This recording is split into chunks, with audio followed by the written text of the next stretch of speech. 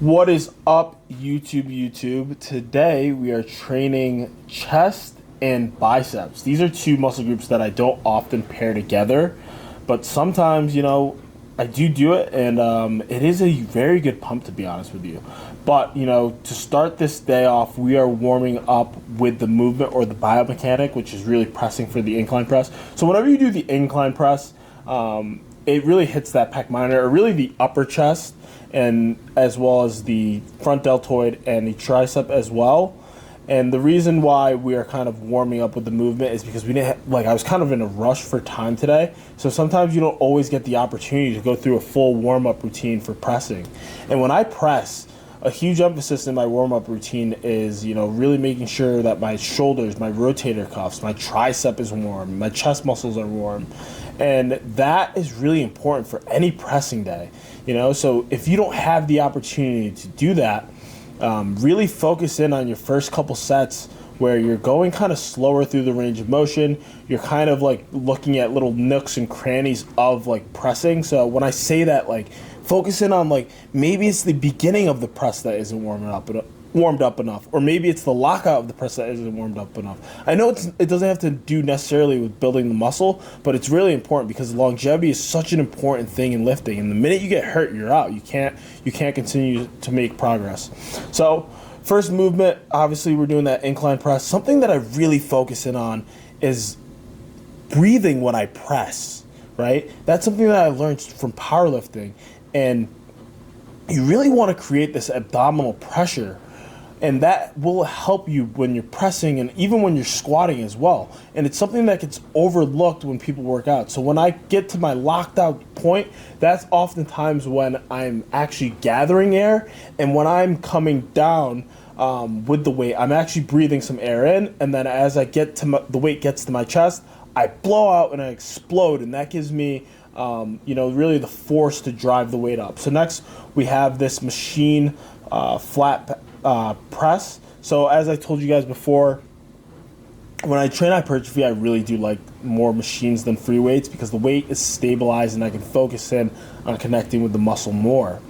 Now with the machine press, the movement pattern is predetermined, but another thing that is also really important is how wide you play around with your hand positioning. So the closer you are, the more you're going to be using your tricep, and the further out, the more you're going to be impacting with your chest. So if any of you guys really have a hard time connecting with the overall chest muscle, you might want to just really emphasize your hand width being wider and consistently having a wider stance when you press, or I guess grip would maybe be the word, maybe stance, I don't know, but it's that wider position that will help you engage the chest a lot more.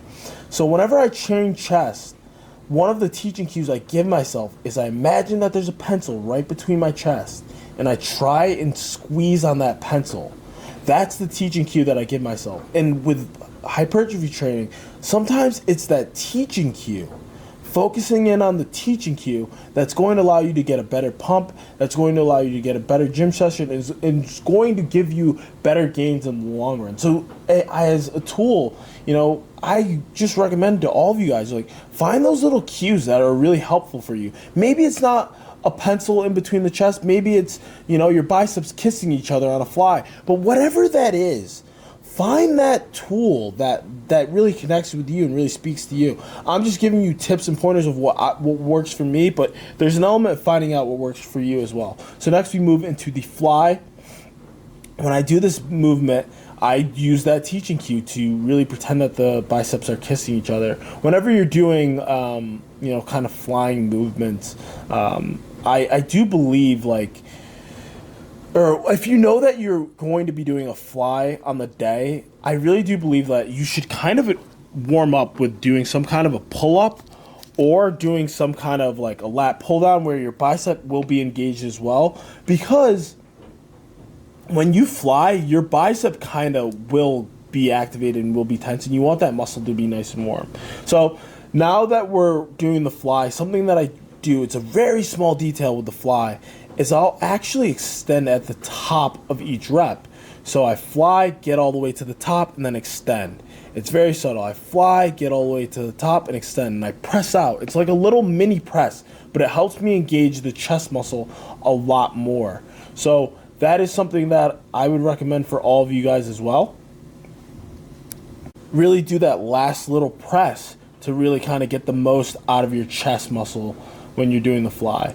So another tool with the fly as well is like playing around with your overall hand position, right? So when I keep my hands in the middle, I'm going to really engage all of the chest. But if you have, let's be honest, the main thing that most people are lacking with the chest is the upper chest, right? So you can actually play with your hands being a little bit higher in the fly machine. And when I say higher in the fly machine, I mean literally, you see where my hands are on the black handle? Like, take your hands off of the black handle and literally grab higher up on the metal. And that will kind of align you. It'll give you an alignment on where you'll kind of be connecting a little bit more with the upper chest. Another thing that you can do if that doesn't work, you can also just move the seat height, to be honest with you. Like, that's the other option, where you kind of you'd move the seat down so that your body is like kind of sitting down further, and that way you can kind of engage the upper chest. But overall, like, if you just do the standard movement pattern of putting yourself perfectly in the seat, you'll get all of the chest. But the teaching cue really is like that upper chest that we're trying to impact. So it's just another thing to add there. Next, we're moving into the one-arm preacher curl. This movement scares a lot of people, and rightfully so, because when you go all the way down, you can kind of hyperextend the arm. I don't know if any of you guys have done jiu-jitsu or watched any martial arts, or done any martial arts, honestly. Like, when you get your arm to be locked out and extended, sometimes your bicep will really feel sore, your arm will really feel sore, your elbow will really feel sore, and that's because the arm is kind of being hyperextended. So whenever you do this exercise, it's okay to go a little short. I'm not saying like completely cheat everything, but it's okay to not completely put that much pressure on the bicep. And if you are going to extend all the way out, do it with a really light weight, right? Do it with a lightweight where it's like, you're not going to get hurt, but you're also kind of building up the strength from that range of motion, right? Because if your body's never put in opportunities to be in those ranges of motion and those elements of strength, it's a very fast way to get injured, right? Like, if you ever watch anybody who bench presses all the time and then they stop really shy on the bench press, if they ever were to break or really touch their chest with the bar, they could really tear something, and it's because their body's never been put in that position. And oftentimes that is actually how you get injured, right? You oftentimes get injured when your body's being put in a new position that it's never been used to. So we really do like the single arm curling movements. Really, I do love always having kind of one unilateral movement in any training session, just to kind of really iron out any muscle imbalances, really work on symmetry, and those unilateral movements are really important for that. Next, we go into the standing cable curl. And guys, by the way, most of these sets are done with a 4x8. And with all of this, I'm kind of just fooling around and playing around, seeing what I like as I transition from bodybuilding or powerlifting to bodybuilding. But with this cable curl, the teaching cue that I give myself is pretend that there's a plate of food on your hands, right? And you don't want to spill that plate of food. You're bringing it right up to your face and you're going to eat it. Like, I know it sounds stupid, like, oh my God, like, you give such childish teaching cues, but they work, and they work for a reason, and they've helped me develop. Just giving myself those little cues are really helpful. Another thing with this movement that you can also do is you can play around with how wide your hands are. With this attachment, you kind of can't, but the closer in, you can kind of mess around to kind of impact the short head or the long head. But I really kind of impact the short head and the long head with the exercise that you're seeing right now. So what I will do, and there were starting to get a lot of people in the gym, so I didn't film everything, but I will actually do something called offsetting the weight. And what an offset is when you pretty much move your hand within the dumbbell. So next time you go into a gym, you can try this. You can actually take your hand and move on the dumbbell to really hit the long head or the short head of the bicep. Now, will all of the bicep be incorporated when you curl? Yes. but it's just another tool and a weapon in your arsenal that you can do. So guys, that is pretty much it for the episode. Thank you guys all so much. Please subscribe if you're new here, and we'll keep building and we'll keep growing. Have a good one. Bye-bye.